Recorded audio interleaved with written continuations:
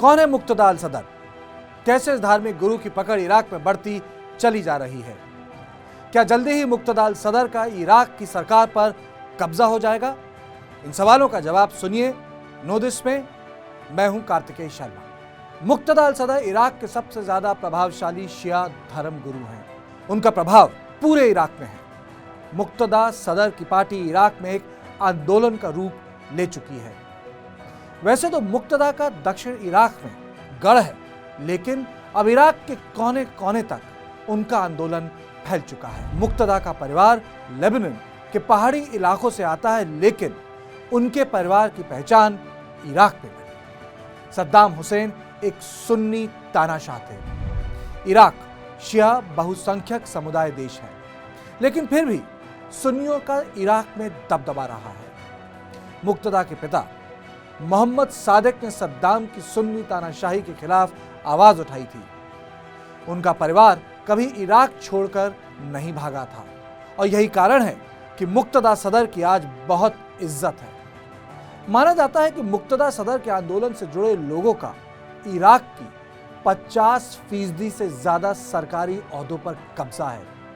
आज मुक्तदा सदर के संगठन से जुड़े लोग रक्षा, विदेश मंत्रालय और दूर संचार मंत्रालय के अहम पदों पर बैठे हैं। जानकारों का मानना है कि इराक के $90 बिलियन के बजट में से 1/3 पैसा सदर के संगठन से जुड़े पदाधिकारियों की जेब में जाता है। यानी आज सरकार के हर छोटे बड़े विभाग में मुक्तदा के आदमी भर्ती हो गए हैं। ये एकाएक नहीं हुआ है। इराक में सदर की पार्टी एक डीप स्टेट की तरह है, और मुक्तदा इराक के सबसे महत्वपूर्ण और ताकतवर व्यक्ति हैं। वो ईरान, अमेरिका, तुर्की और सऊदी अरेबिया से सीधे सीधे बात कर सकते हैं। मुक्तदा की अपनी फौज भी है। ये इराक में शिया समुदाय के धार्मिक स्थलों की रक्षा करती है। उनकी फौज का नाम मेहदी है। उनके संगठन के कहने पर लोगों की नौकरियां लगती हैं, और उनकी ताकत इतनी है कि सदर के नापसंद का कोई व्यक्ति सरकारी पद पर नियुक्त हो जाता है तो वो नौकरी रखने में कामयाब नहीं होता है। माना जा रहा है कि अक्टूबर में होने वाले चुनाव में सदर के आंदोलन से जुड़े लोग ही जीतेंगे, और प्रधानमंत्री भी उनके आंदोलन से जुड़ा व्यक्ति होगा। लेकिन ये सब अपने आप नहीं हुआ। मुक्तदा का इराक पर कब्जा धीरे धीरे हुआ है, और उसका कारण है कि 2018 में उनके दल ने मंत्री पद को ठुकरा दिया था। उन्होंने प्रधानमंत्री कार्यालय में महासचिव का पद मांगा था, जिस पर राजनीतिक दलों ने आपत्ति नहीं की।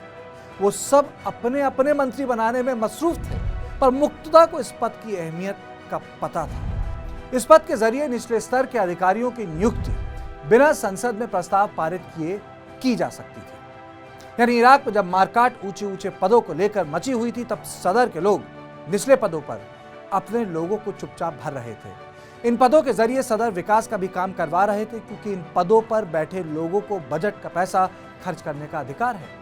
सदर पूरे समाज को प्रभावित कर रहे थे। यानी चुनाव के साथ साथ मंत्री तो बदल जाएंगे, लेकिन सदर के बनाए पदाधिकारी ता जिंदगी इन्हीं पदों पर बैठेंगे। वहीं सदर सार्वजनिक तरीके से अमेरिका के खिलाफ भी बात करते हैं। उनका कहना है कि अमेरिका की फौज को इराक छोड़कर चला जाना चाहिए।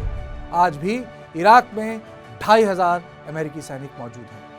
वैसे उन पर यह आरोप लगता है कि वो सरकार का सारा पैसा दक्षिण इराक में खर्च कर रहे हैं, जहां शिया समुदाय के लोग रहते हैं, और उत्तर के सुन्नी शहरों में बजट का पैसा खर्च नहीं किया जा सकता।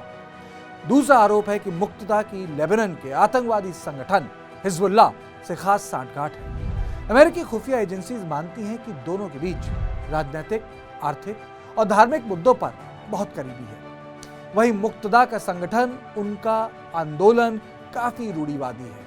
अगर उनके संगठन से जुड़ा व्यक्ति प्रधानमंत्री बनता है तो महिलाओं की आजादी पर फर्क पड़ सकता है। सदर ने पिछले साल कहा था कि समलैंगिक शादियों के चलते पूरी दुनिया में कोरोना फैला है। ऐसे में सदर का पूरे इराक में कब्जा होना चिंता की बात है। लेकिन जानकार ये भी कहते हैं कि सदर कभी भी ईरान का पप्पू बनकर इराक पर राज नहीं करेगा। वो खुद इतना सशक्त है कि वो इराक को ईरान का क्लाइंट स्टेट नहीं बनने देगा। लेकिन यह भी तय नहीं है कि अगर उनका प्रधानमंत्री बनता है तो क्या एक बार फिर सुन्नी और शिया दरार बढ़ जाएगी और एक नया आईसिस खड़ा हो जाएगा। अगर आपको ये पेशकश पसंद आए तो इसे लाइक कीजिए और हमारा चैनल नो दिस सब्सक्राइब कीजिए।